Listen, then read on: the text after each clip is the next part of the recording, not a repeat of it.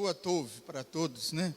Eu botei ali tudo colorido porque a palavra fala da multiforme graça de Deus. Fala que a graça do Pai, ela é colorida, multiforme, né? Ela é colorida. Então está ali um coração bem colorido, que o coração de todos nós seja colorido nesta semana. Vamos ver aqui se vai funcionar. É para lá que eu tenho que apontar? Se não funcionar, você coloca aí para mim. Para cima? Ali? Está funcionando mesmo? Eu estou apertando errado. Não. Aperta aí. Se não der certo, aí... Eu peguei no dicionário o termo idolatria. Porque parece que as coisas vão andando e o povo vai esquecendo. Tá certo? Das tribos de Israel, quando ali no Monte Sinai, decidiram fazer o bezerro de ouro, somente a tribo de Levi não se envolveu com isso. A tribo de Levi nunca se idolatrou com ídolo nenhum. Nunca se envolveu. Tá certo? Nós aprendemos hoje de manhã sobre Corá. Corá, ele era levita, ele passou por todo o processo, como todos os sacerdotes, o processo de raspagem de todos os pelos do corpo, o banho ritual, ele participou com todos os filhos de Arão, ele participou de tudo ali, né? Mas ele era levita, da tribo de Levi. Mas ele foi desejar algo que não pertencia a ele, né? E nós olhamos na história de Israel muitas coisas que Deus ergueu, Deus levantou, tá certo? Uma das coisas, um dos elementos que teve que ser destruído lá na frente pelo profeta, que eu não me lembro bem onde está, foi a serpente de bronze. Por quê? Porque o povo passou a idolatrar a serpente de bronze. Então foi preciso destruir aquela serpente. O povo tem uma tendência muito grande, e mesmo nos dias de hoje, com toda a modernidade que nós temos, nós olhamos para a nossa cidade, nós encontramos altares erigidos a deuses que não são deuses. Eles têm a palavrinha que fala que eles são deuses, mas não existe. São coisas criadas pelo próprio homem. A idolatria é uma coisa super abominável aos olhos do Criador. Primeiro porque só existe um, e Ele fez todas as coisas. E o fato dele ter feito todas as coisas, como é que você vai atribuir poder a uma imagem de pedra, de gesso, de madeira, fazer alguma coisa? Pendurar um crucifixo no pescoço como um pendente da sorte, de te livrar do mal, né? A gente vê as pessoas saindo de casa e fazendo o sinalzinho da cruz, né? Vai chegar no trabalho, vão lá, o dedinho, passa ali, faz o sinal da cruz, achando que aquilo vai livrá-los. Mas o interessante, que mesmo lá no meio deles, eles têm visões. Sabia disso? Eles têm visões lá. Eu estava conversando com um velhinho católico, e quando eu falei com ele, que eu vi muito espírito das trevas, em minha adolescência e jovem, muito não, né? Estou até exagerando, mas eram tão terríveis. E ele falando para mim assim, eu vi coisas maravilhosas, vi luzes, vi anjos. Eu falei, meu pai, eu estou vendo ao contrário. A coisa está ao contrário, eu venho servir ao Senhor e vejo os espíritos das trevas, e o outro que adora um ídolo, ele está vendo anjos. Glória a Deus. Que o Eterno seja glorificado por isso. Mas olha bem o termo idolatria. Idolatria é um termo genérico para referir-se a quaisquer práticas de adoração a ídolos, sejam eles religiosos ou não. Tais práticas estão subentendidas no conceito de idolatria como incoerentes com valores e ideias associadas a um Deus transcendente e por tal natureza único. Eu não tenho, o apóstolo Paulo, ele não conseguiu, porque ele diz que ele ouviu falar de um homem que foi até o terceiro céu e ele viu coisas tão inefáveis que ao homem não era lícito dizer. Tudo que nós passamos aqui, tudo que nós experimentamos aqui, Gente, não se compara com o que tem lá. O que Moshe Rabbeinu fez aqui, lá no deserto, Mishkan, com o povo de Israel, era simplesmente um modelo, fazendo uso de elementos que eram, aos olhos humanos, de maior valor, de maior brilho, de maior preciosidade. O ouro, a prata, as pedras preciosas usadas. Quando a palavra faz uso disso, você imagina, os crentes ficam assim: eu vou andar nas ruas de ouro com Jesus, né? Mas é muito mais do que ruas de ouro. Não tem como se comparar. É coisa muito inefável, muito elevada, que ele diz que ao homem não é lícito dizer. Não tem, porque Paulo não encontrou palavra dentro do nosso vocabulário, nem do hebraico, palavras que pudessem expressar o que ele viu lá. E com isso, devido a esse monte de erro, esse monte de religiões, mesmo com a questão do cristianismo, vai se levantando a cada dia um monte de igrejinhas, onde você não via, você tem uma do lado da outra, assim, ó. Tem ruas que você passa, você vai contando quantas congregações tem. E a pessoa chega e fica assim, uns sem saber em qual delas que ele entra. Outros já colocam já a foto, né, em forma de papelão assim, em pé na porta assim, do líder da igreja. Quando tem uma do lado da outra, cada uma tem a foto do seu líder, para a pessoa saber: ah, é aquela dali que eu quero. Eu quero a do Fábio. O outro: não, eu quero a do Ivan. Mas aí, se não tem, ele fica sem saber: e qual é? Essa daqui que é do Ivan ou é do Fábio? Eu quero ir na do Fábio. Aí o Fábio bota a foto dele lá na porta lá, aí todo mundo já sabe: é aquela dali que eu quero ir. Seria isso que o Pai espera de nós? Não. Então, o conceito de idolatria, referir-se a quaisquer práticas de adoração a ídolo. Eu apertei e funcionou? Foi mesmo? Eu não estou acreditando. Foi você? Então aperta aí para mim o próximo. Vamos ver agora o que é ídolo. E eu achei o texto do ídolo do coração. Nós vamos ler daqui a pouco, tá bom? Olha só, tem alguns conceitos ali sobre ídolo: estátua, figura ou imagem. Tá certo? Você tem um santinho lá, né? As pessoas colocam nos carros a figura ali, a imagem da sua santa, do seu santo, que representa uma divindade que é objeto de adoração dele. Ele é devoto daquilo. Nós estamos no período de junho e julho, onde nós temos festas juninas e festas julinas. Tudo isso está endereçado a quem? A um ídolo. Porque o homem colocou esses ídolos, partiram do seu próprio coração. Tá certo? Então não tem como fugir disso. No sentido figurativo, é um objeto de grande amor. Será que você tem um objeto de grande amor? Ou de extraordinário respeito e admiração? Um herói. Vocês têm? Super-Homem, Homem-Aranha, Batman? Ninguém?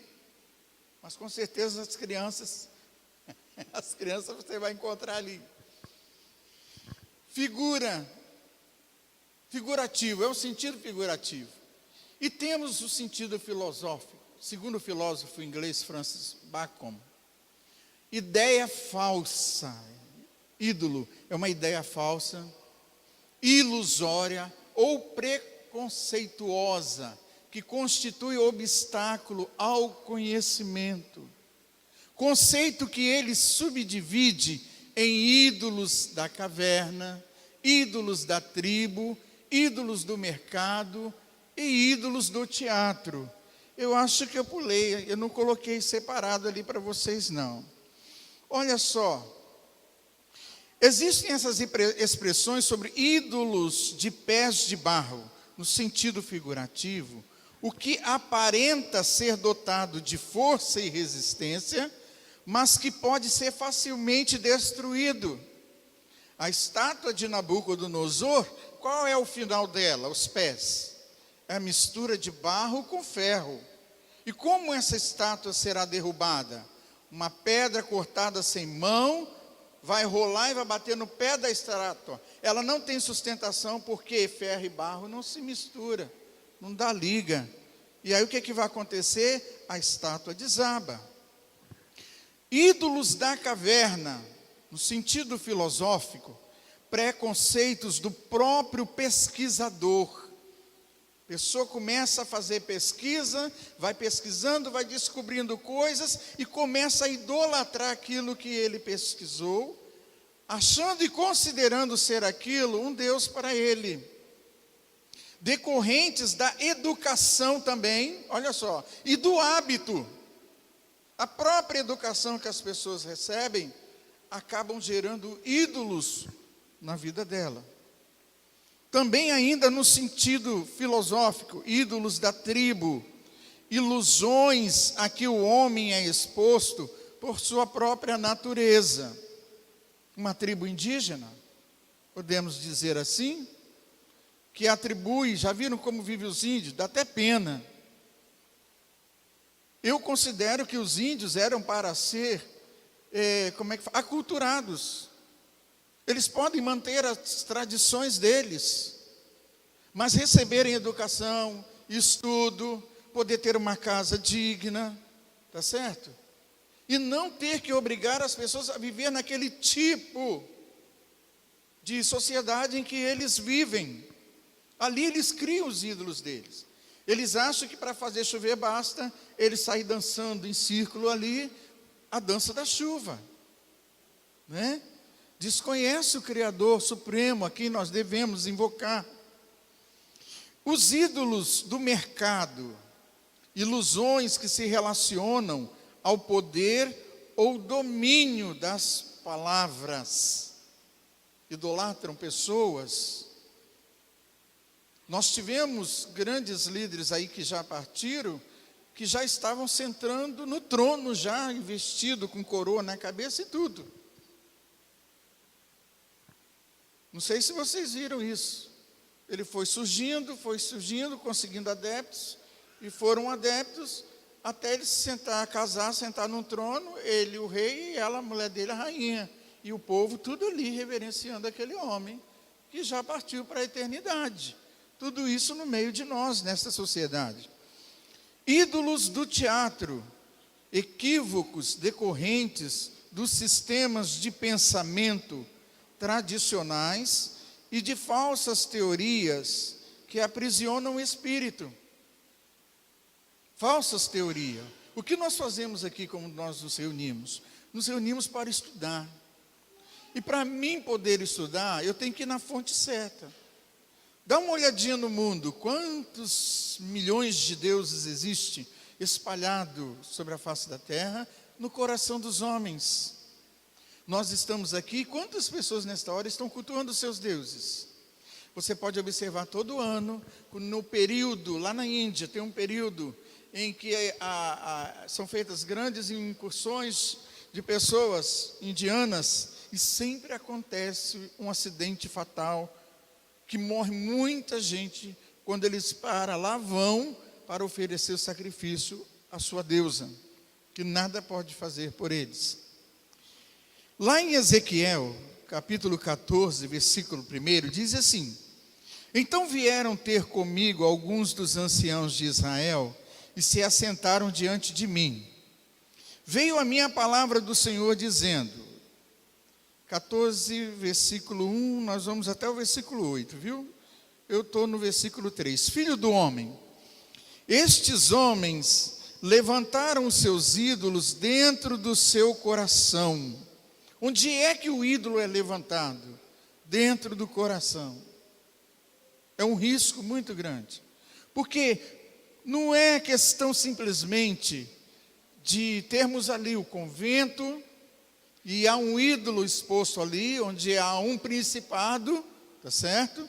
Bem como na praia de Camburi você tem ali um outro ídolo erigido de pedra, onde as pessoas ali constantemente estão indo prestar os seus sacrifícios a esses ídolos. E isso não é somente aqui na nossa cidade, não. Esses são os dois que eu conheço. Eu não sei se tem algum outro aqui mais na nossa cidade.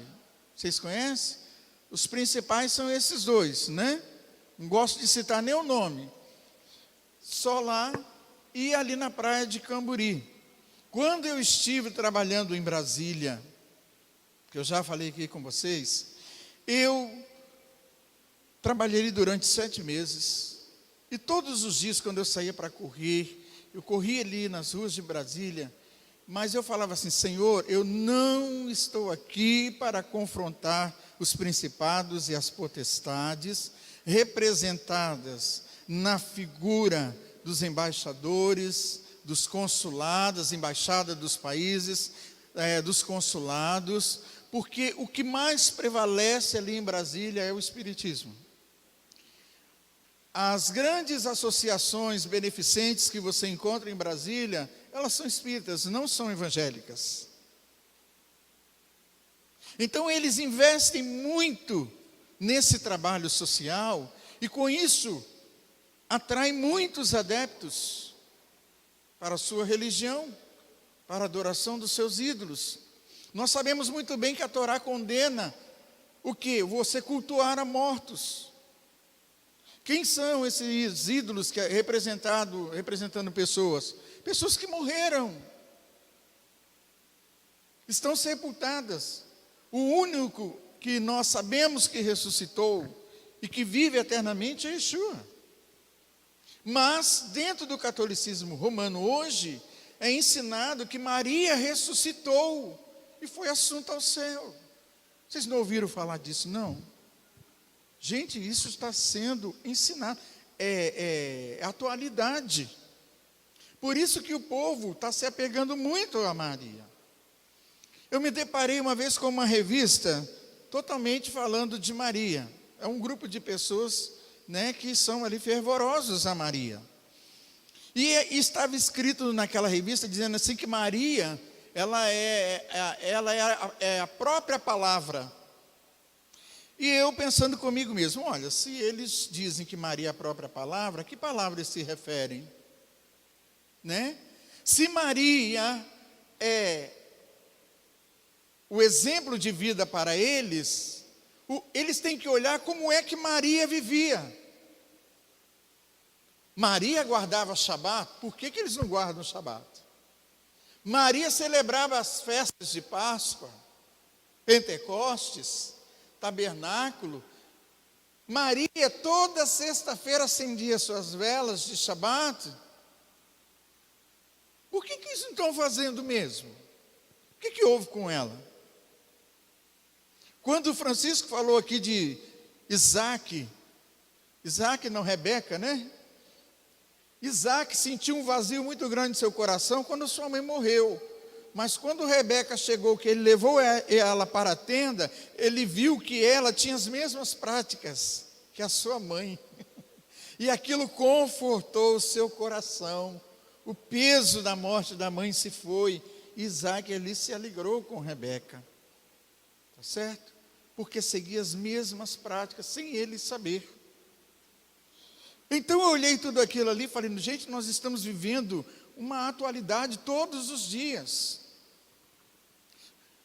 Vez após vez nós olhamos que mesmo o catolicismo romano, ele não coloca Moisés como um santo. O grande estadista, né? O grande homem usado por Deus, um grande profeta. Ninguém adora Moshe Rabbeinu. Já viu isso? Tem festa de São Pedro, São João, né? Mas não tem de Tiago. Você já viu falar que tem festa de Tiago? Nunca vi. E os outros apóstolos? Não tem. Não tem, não. Então, o que o profeta está dizendo assim? O Senhor está falando, ó: veio a minha palavra do Senhor dizendo: filho do homem, estes homens levantaram os seus ídolos dentro do seu coração, que é tropeço para a iniquidade, que sempre tem eles diante de si. Acaso permitirei que eles me interroguem? Portanto, fala com eles e dize-lhes: assim diz o Senhor Deus: qualquer homem da casa de Israel que levantar os seus ídolos dentro do seu coração e tem tal tropeço para a sua iniquidade, e vier ao profeta, eu, o Senhor, vindo ele, lhe responderei segundo a multidão dos seus ídolos, para que eu possa apanhar a casa de Israel no seu próprio coração. Nós podemos estar sentados aqui, queridos, todos os dias. Nós podemos estar todos os shabatos. Eu posso estar aqui com o meu talite, com o meu kippah. Eu amo fazer este serviço. É algo muito diferente que a gente sente, né? Muito diferente. Mas o Criador, quando Ele vem, quando ele se manifesta no meio de nós, Ele vem para olhar o nosso coração e não o seu exterior. O exemplo disso foi Samuel na casa de Jessé, porque Samuel, a visão dos judeus é daquele homem pomposo. Eles esperam o Messias vindo num cavalo branco, aquele homem forte, bonito como era Saul, para receberem como rei. No entanto, o seu rei veio montado no jumentinho, filho de uma jumenta. E o profeta havia profetizado tudo isso, mas eles acreditaram? Não. Eles continuam esperando até hoje. É dessa forma que se vê. Aquele homem bonito, tá certo? Esse serve para ser rei. Mas quando o profeta ia se mover em direção ao filho de Jessé, Deus disse para ele: não, Samuel, eu não olho segundo a aparência, mas segundo o coração. Tá certo? Às vezes você vê uma pessoa e você pode descer, né? Aquela pessoa é isso, aquela pessoa é aquilo, ela faz isso e aquilo. Mas você não sabe o coração da pessoa, né? Fulano é todo esculhambado, mas você talvez não vê essa pessoa esculhambada lá dentro do seu quarto, prostrado, clamando a Deus: por favor, Senhor, me liberta. Por favor, Senhor, me livra desses desejos. Por favor, Senhor. E o povo cá fora mete o pau, né? Naquela pessoa, e aquela pessoa está lá, ninguém sabe, e ele passa todas as coisas e ele está ali em pé. Um dia, eu estava na oração das 18 horas, quando era da Assembleia de Deus, e eu cheio de fraqueza, jovem, meu Senhor do céu, eu estava ali, oração, não perdia a oração, e de repente o pastor que deu a palavra, ele deu uma palavra tão pesada na intercessão, que quando ele chamou o pessoal lá na frente, as pessoas começaram a se levantar e ir lá na frente. E quando eu fui levantar da cadeira, assim, do cadeira não, que é banco lá, né? Quando eu levantei do banco, ele falou: você nem adianta. Eu falei: ai meu Deus, a dor aumentou mais ainda no coração. Eu falei: eu estou querendo ser salvo, e o pastor dizendo que nem adianta para mim. Olha, mesmo assim eu fui lá na frente, todo envergonhado. Recebi a oração e fui embora para casa. No outro dia de manhã cedinho, eu levantei e fui para a casa de uma irmãzinha lá em Cruzeiro do Sul.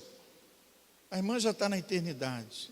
Aquelas irmãzinhas, tadinha, que não tem estudo, tem nada, mas que Deus usava na presença dele. Hein? Igual Moisés, né? Senhor, eu não sei falar. A irmãzinha não sabia falar, gente.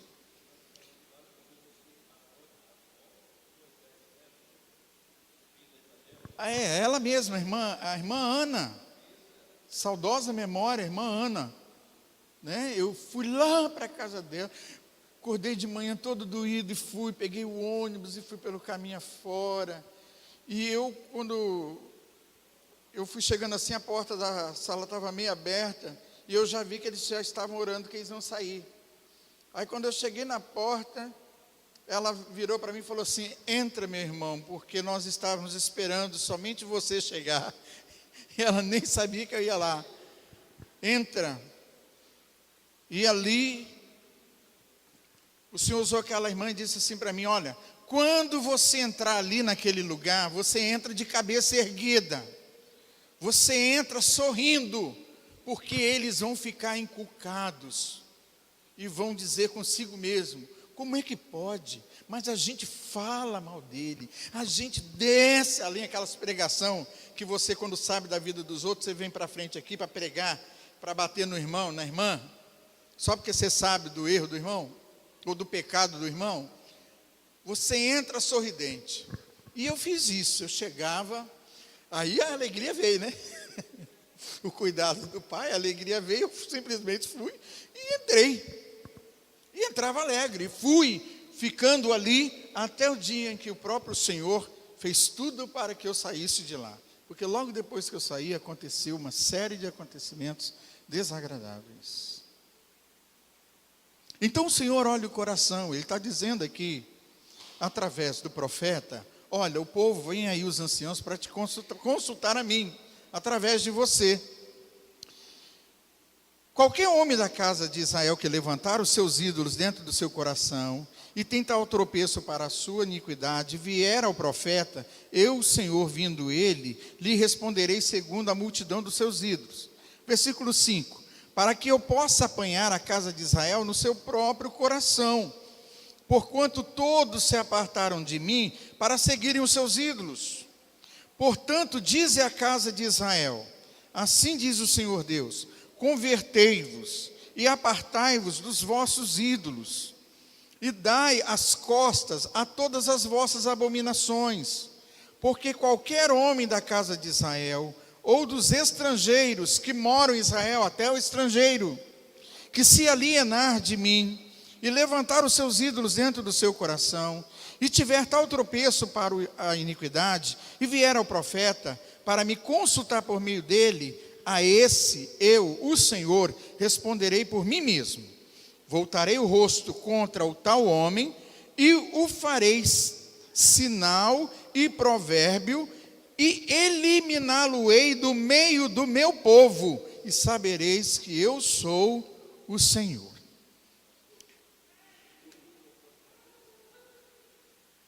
Eu estou com qual? Está saindo, mas está saindo sonsonência. Eu estou aqui, gente, está bem. E perigoso. As mulheres ficam rindo, só observando lá. Só nos detalhes, né? Os detalhistas, ó. Mas isso é muito bom, né? É bom, isso é bom. Isaías capítulo 29, versículo 13. O Senhor diz assim: esse povo se aproxima de mim com a boca e me honra com os lábios, mas o seu coração está longe de mim. Qual é o mais importante para Deus quando nós nos reunimos aqui? A nossa presença física, a roupa que eu estou vestindo, o alimento que eu comi ou vou comer, será que isso é o mais importante? Olha como ele está frisando bem nesses textos, que é o coração. Não é porque é este púlpito que está aqui, não é porque temos uma arca, não é isso que ele está aqui olhando nesta hora. Ele não está olhando se nós temos uma arca aqui, ele está olhando o meu e o seu coração, o coração de cada um de nós. Não temos como escapar. Nós cantamos aqui: teus olhos revelam que eu nada posso. Aí nós cantamos, aí nós estamos mentindo? Nós vamos ficar cantando por aí mentiras? Nós cantamos uma coisa e praticamos outra? Será que é isso servir a Deus? Não. E ele diz: a adoração que me prestam é feita só de regras ensinadas por homens. Gente, entrar nesse assunto é algo... regras ensinadas por homens. Regras dos homens não levam a lugar nenhum. Eu acho lindo como Jó disse: nu nasci e nu voltarei para o pó. Simplesmente rasgou suas vestes e se prostrou. Não trouxemos nada, nem levaremos nada. Mas o Senhor diz que essa adoração, eu já ensinei para vocês aqui que adorar, todo mundo canta. Eu quero ser adorador, eu quero ser adorador. A palavra adorador, no sentido original, é você chegar e botar a boca no pó. Se prostrar. Quando você põe a boca no pó e se prostra diante de Deus, isso é que é adoração. E não o fato de termos cantado louvores. Cantar louvor é uma coisa, adoração é outra. Nós não cantamos todo mundo aqui prostrado. Mas já viu que nós não temos o hábito de chegar aqui na congregação e dobrar os joelhos a orar, como nas igrejas aí fora, vocês já viram? Não é mesmo? Nós não seguimos tradições. E eu não posso aqui criar tradição. Ok? E aí o que acontece? Se você chega e você quer dobrar os joelhos e quer orar, irmãos, ninguém aqui está impedido não. Na quarta-feira a gente fica orando aqui de boca no pó aqui. Se você tem problema, não pode ajoelhar, não pode se prostrar, pode ficar sentado, ou pode orar em pé, do jeito que você quiser. Mas ninguém está impedido de orar prostrado, em adoração ao Senhor. Mas se você vier adorar o Senhor aqui, quer se prostrar ou quer se ajoelhar, pega a cadeira, segura aqui o microfone, Ruth, para mim. Você faz o seguinte, pega a cadeira e vira para o lado do altar, e dobra os seus joelhos e ora. Do que você dá as costas para o altar. Aqui você está dando as costas para o altar. Tá certo? O altar simboliza o altar do Senhor, é um símbolo. Mas é uma referência para quê? Para que a sua mente se ligue, não em outras coisas.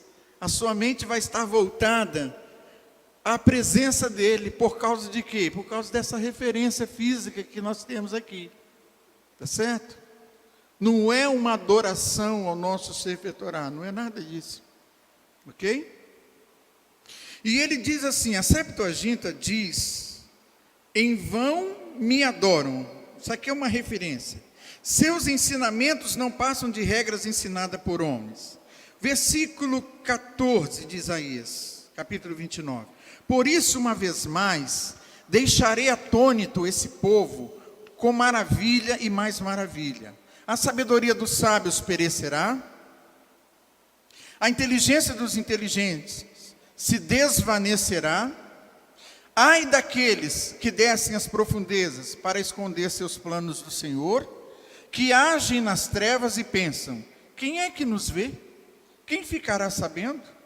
Vocês viram as coisas pelo avesso, como se fosse possível imaginar que o oleiro é igual ao barro.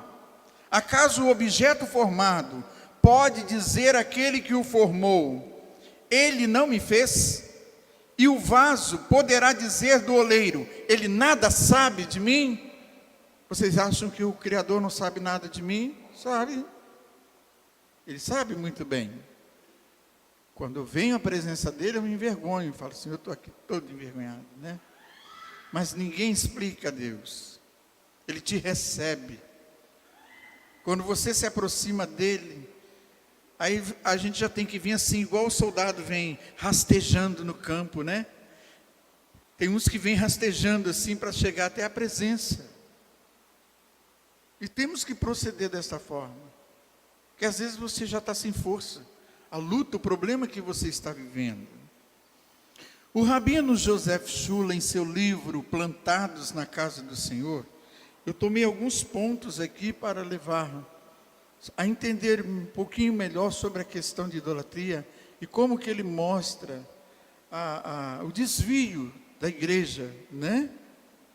Que fugiu dos princípios, que era para ser dentro de um princípio judaico, que hoje nós estamos restaurando, na verdade, restaurando estes princípios. Tá certo? Ele diz assim, a palavra de Deus refere-se à idolatria dos gentios como escuridão.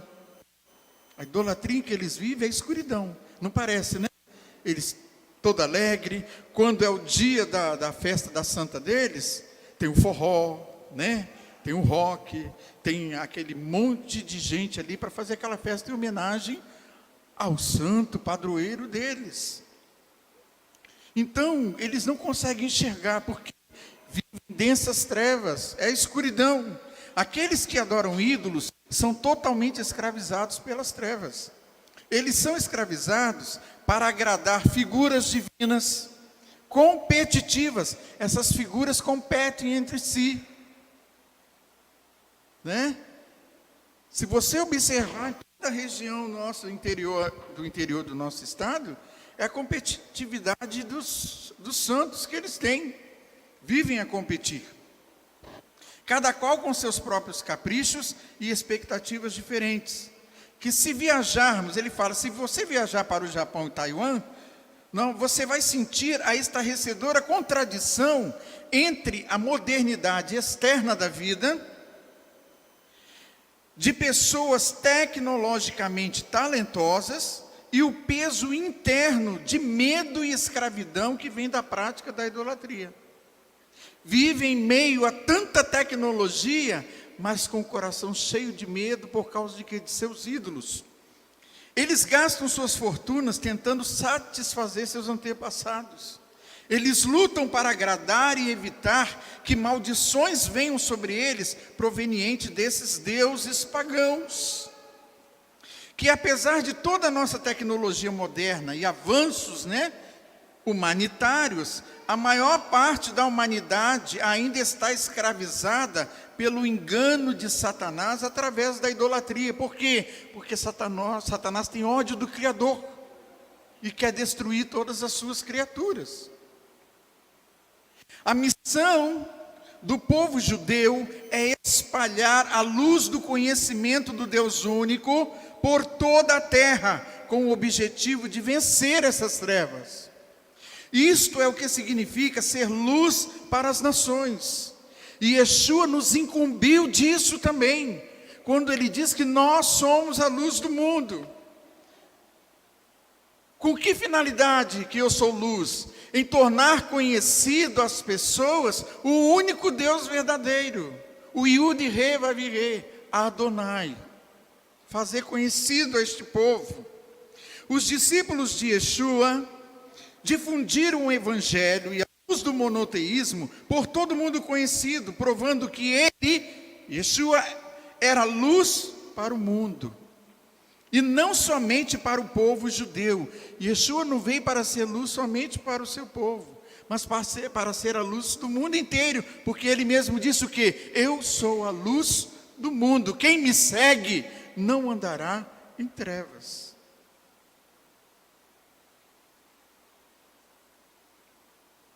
A maioria, infelizmente, a maioria do mundo não judaico esqueceu-se rapidamente dos princípios elementares do monoteísmo que os discípulos de Yeshua ensinaram e acabaram em um sincretismo religioso. Já está ali? Coloca ali para mim, Flavinha. É essa daí? Isso. O que é um sincretismo religioso? Olha bem ali. Fusão de diferentes religiões, doutrinas e cultos, cujos elementos permanecem com interpretações próprias. Ocorre a fusão, mas cada um permanece com a sua interpretação própria. Olha no meio de nós, olha o mundo cristão, várias denominações erguidas, baseadas em que? Interpretações próprias deles mesmos. A Igreja Brasil para Cristo, vocês já ouviram falar? É muito raro eu encontrar ela hoje. Mas Manuel de Melo, ele era da Assembleia de Deus. E um dia ele teve um sonho, ou uma visão que ele teve, e ele viu no céu escrito, o Brasil para Cristo. Ele interpretou que Deus estava mandando ele sair da Assembleia de Deus e abrir uma igreja com o nome, o Brasil para Cristo. E ele foi e abriu a Igreja Brasil para Cristo. Hoje você tem os Mormons, Joseph Smith. Se você for falar dos fundadores dessas religiões, eles tiveram visões e revelações E dentro dos seus próprios conceitos, eles passaram a interpretar da sua forma de ver, de enxergar. Essa semana faleceu uma senhora no hospital e a família entrou na justiça contra o plano de saúde. E a justiça deu causa ganha para o plano de saúde, tá certo? E não beneficiou o povo da família que recorreu. Por quê? Porque ela é testemunha de Jeová e a família não permitiu fazer a transfusão de sangue, que poderia poupar a vida dela, salvar a vida dela, dar mais tempo de vida aqui. Devido a isso, a mulher morreu. Como ela morreu, eles entraram na justiça contra o plano de saúde, mas o plano de saúde estava pagando tudo. O plano de saúde não estava negando nada. Quem negou foi a própria família.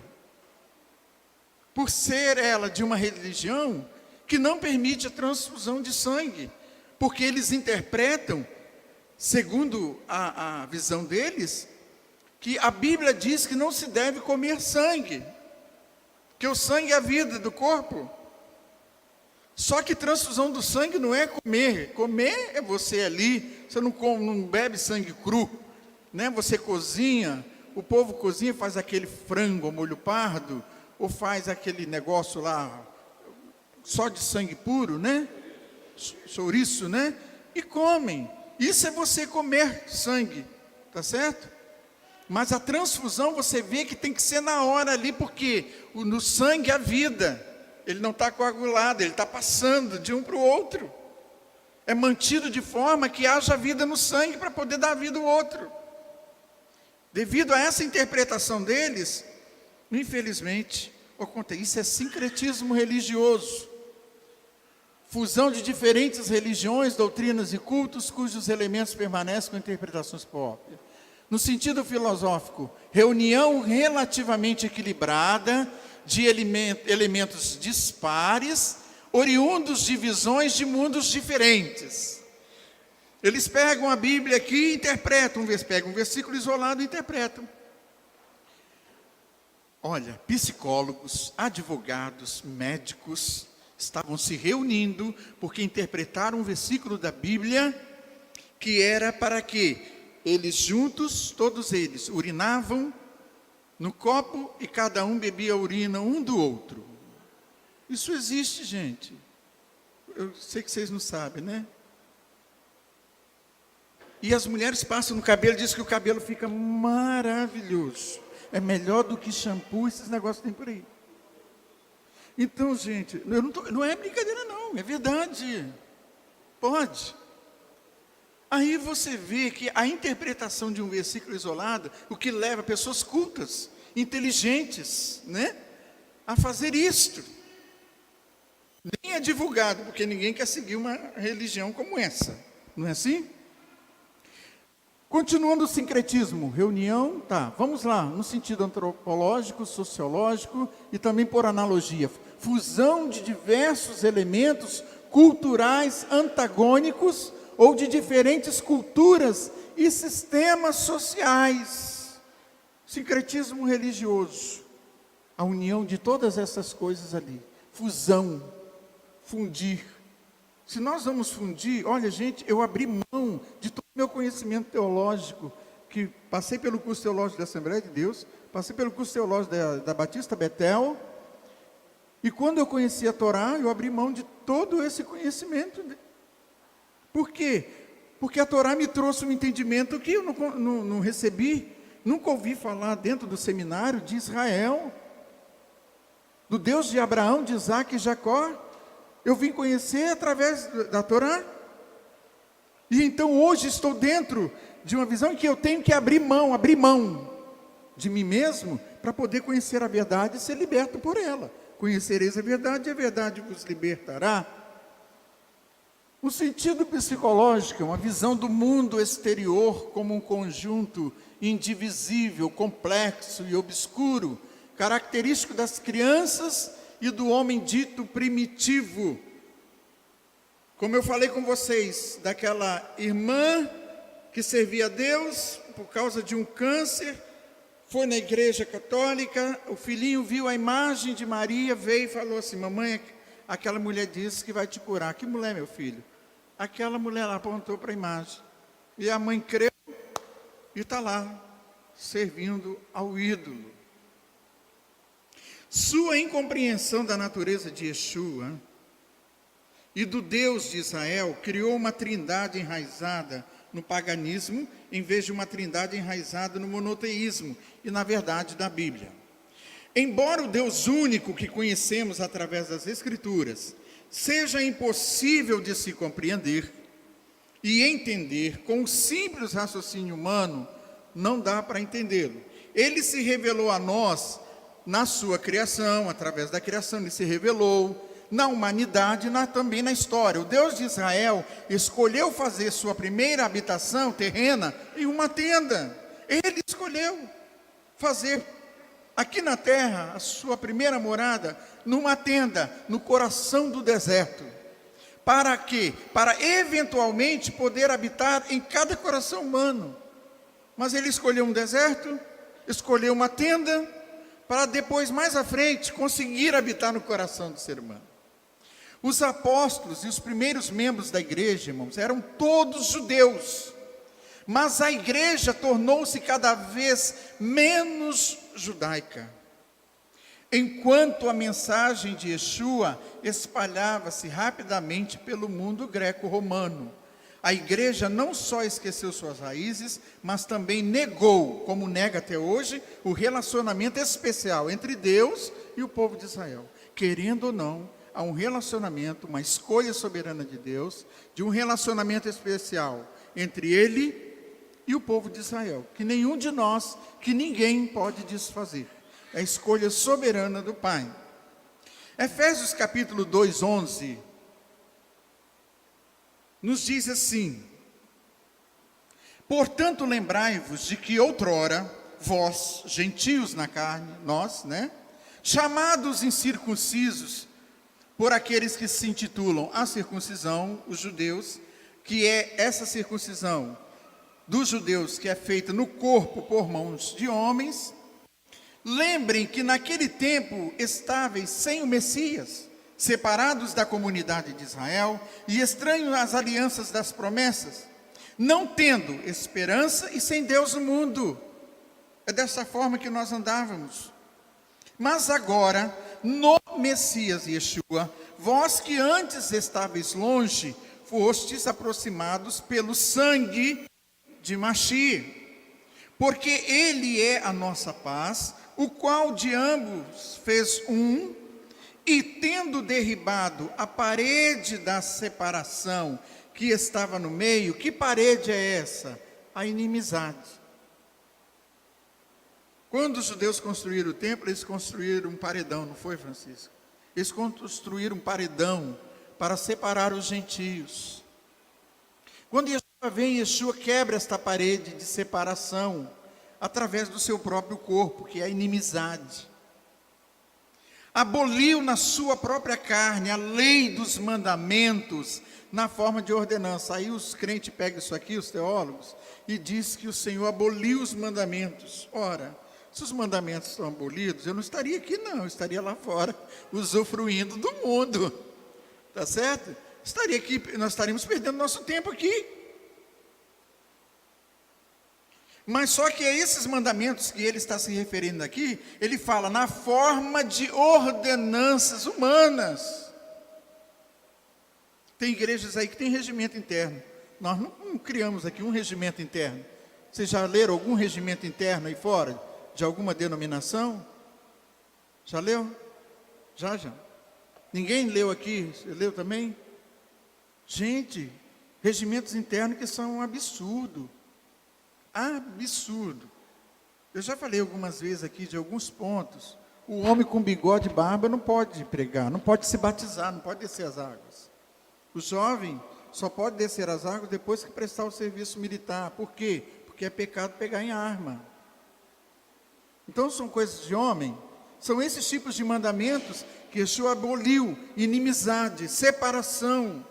Isso ele fez na sua própria carne, para que dos dois criasse em si mesmo, nele mesmo, um novo homem, fazendo a paz, e reconciliasse ambos em um só corpo com Deus. Ele reconciliou ambos, judeus e gentios, em um só corpo com Deus, por intermédio de quê? Da cruz, do madeiro, da estaca, destruindo por ela, o que ele destruiu através da estaca? Essa inimizade, esta parede de separação ele destruiu. E vindo, ele pregou a paz a vós outros que estáveis longe, nós, e paz também aos que estavam perto. Por ele, ambos temos, que é Israel, né? Os judeus, por ele ambos temos acesso ao Pai, em um só Espírito. Assim já não sois estrangeiros e peregrinos, mas nós somos concidadãos dos santos e somos da família de Deus, somos edificados sobre o fundamento dos apóstolos e dos profetas. Olha que ele inverteu aqui agora, né? Ele não coloca os profetas primeiro, ele coloca o fundamento dos apóstolos, para depois colocar o fundamento dos profetas, sendo ele mesmo, Yeshua, o Messias, a pedra angular, no qual, quer dizer, nele mesmo, Yeshua, todo o edifício bem ajustado cresce para santuário, dedicado ao Senhor, também no qual, Yeshua, também vós, juntamente estáis sendo edificados, estamos sendo edificados para nos tornarmos habitação de Deus no Espírito. Todo esse processo que passamos aqui, nos reunirmos e estudarmos junto a Torá, é um processo de quê? De sermos edificados para nos tornarmos uma habitação de Deus no Espírito. Voltando às palavras de Shulam, ele diz, quando ele escolheu Israel, ele plantou Israel em seu templo celeste. As coisas aconteceram lá, irmãos. As escolhas. Aqui na terra foi apenas uma sombra. Como eu já disse para vocês que nós celebramos aqui, são sombras de coisas futuras ainda. Ele os plantou em seu templo celeste para sempre como o pilar do seu plano para redimir o mundo inteiro. Nós hoje somos participantes desse plano de redimir o mundo. Muitas pessoas hoje não conseguem entender como elas estão plantadas na casa do Senhor. Quem as plantou lá? Onde é que nós estamos plantados? É lá, estamos plantados lá. Quem nos plantou lá? Ou até mesmo que tipo de árvore elas devem ser? Que tipo de árvore nós devemos ser? Hein? Uma árvore frutífera, que dê fruta e que dê semente, e não somente uma árvore de folhas, tá certo? E diz mais ainda,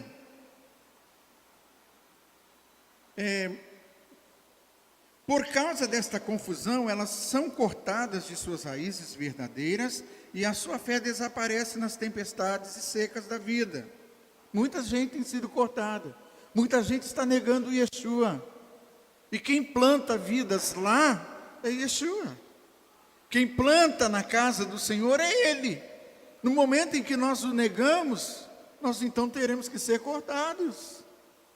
É cortado pela raiz. No cristianismo moderno, nos esquecemos tanto da importância do Pai. Vocês já viram que nós quase não lembramos da figura do Pai?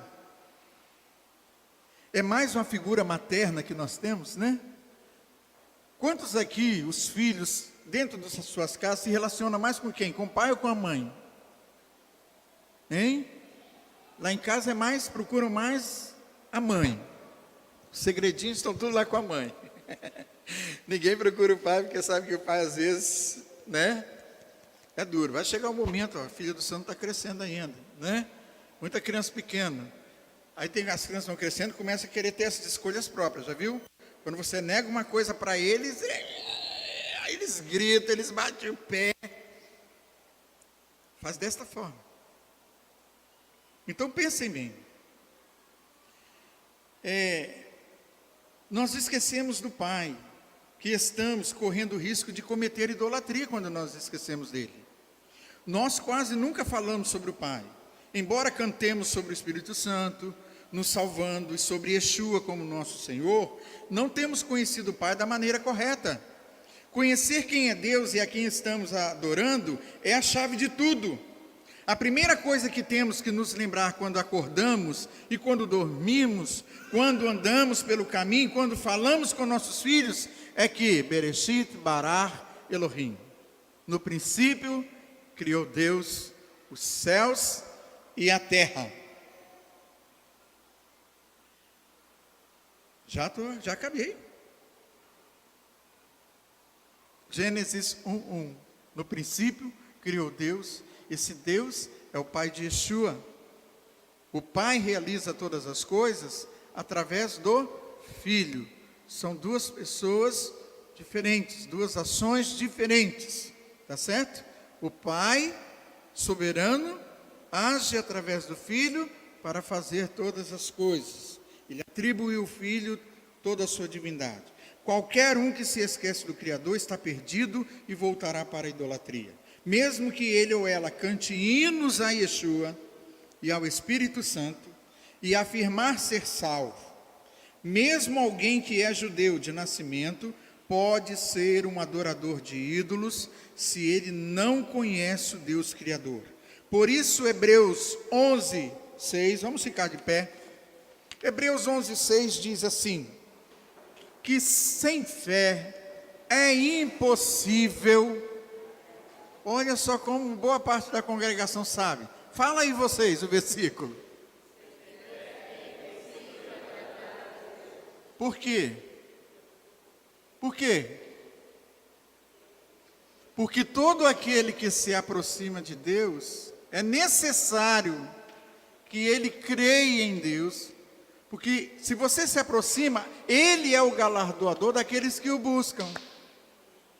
É Ele que te beneficia. É Ele que te dá todas as coisas. Então, sem fé, é impossível agradar a Deus. A pessoa de Yeshua só se entende pela fé. E se o judeu lá nos escracha por causa de Yeshua, bendito seja Adonai, porque na sua palavra diz que um véu foi posto diante deles em nosso favor, em nosso benefício. Então, quando o judeu te bater bastante, falar mal do nosso Mashiach, glória a Deus, vai chegar o seu momento que todo joelho se dobrará diante dele, toda língua confessará que Yeshua é Senhor sobre todos. Portanto, sem fé é impossível agradar a Deus. Ninguém explica Deus. Antes que o haja, houvesse, ele já era Deus. Certo?